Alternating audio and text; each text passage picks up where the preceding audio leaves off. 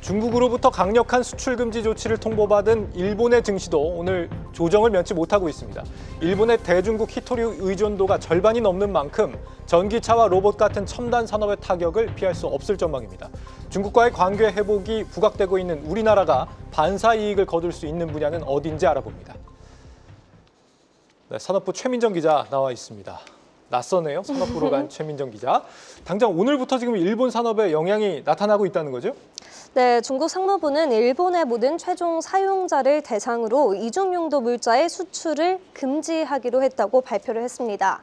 앞으로는 해당 물자를 수출하게 될 때 중국 정부의 이 수출 허가증을 받아야만 하는 건데요. 중국의 이번 조치에 히토류다, 이렇게 딱 명시가 된 건 아니고요. 상당수의 히토류가 이중용도 품목으로 관리가 되고 있는 만큼 사실상 히토류 통제라는 의견이 지배적입니다.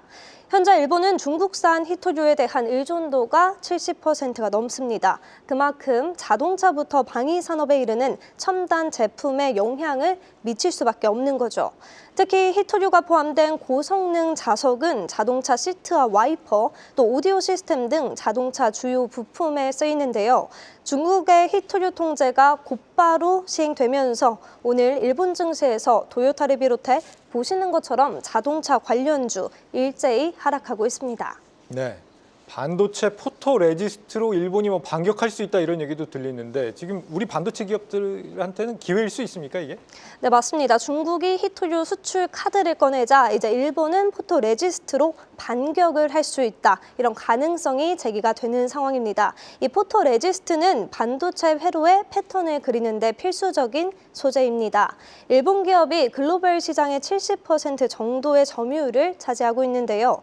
실제로 과거 일본이 우리나라의 수출을 제한할 때 압박 카드로 활용한 전례도 있습니다.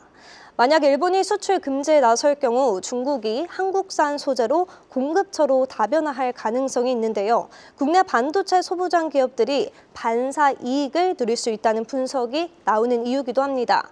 삼성전자 협력사인 동진세미캠을 비롯해서 경인양행과 초고순도 불산 국산화를 완료한 솔브레인 등이 거론되고 있는데요. 여기에 더해서 히토류 대체 소재로 알려진 페라이트 마그넷을 생산하는 유니온 머티리얼과 유니온도 국내 증시에서 급등하며 주목을 받고 있습니다.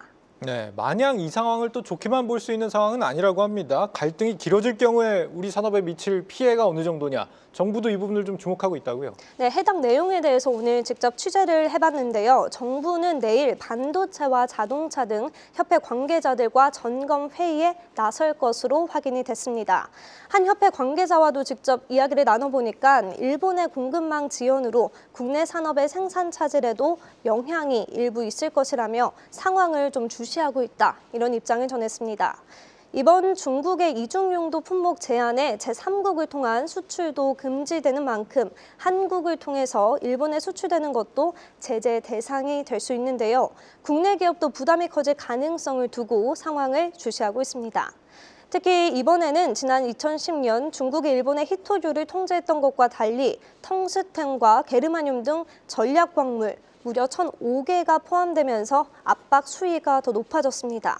미국 포도차 공장 가동을 멈추게 한 중국의 히토류 수출 규제가 일본에 통할지 아니면 일본도 더 강하게 반격에 나설지 지켜볼 필요가 있습니다. 네, 중일 갈등이 우리 산업에 미치는 영향 진단해 봤습니다. 최민정 기자였습니다.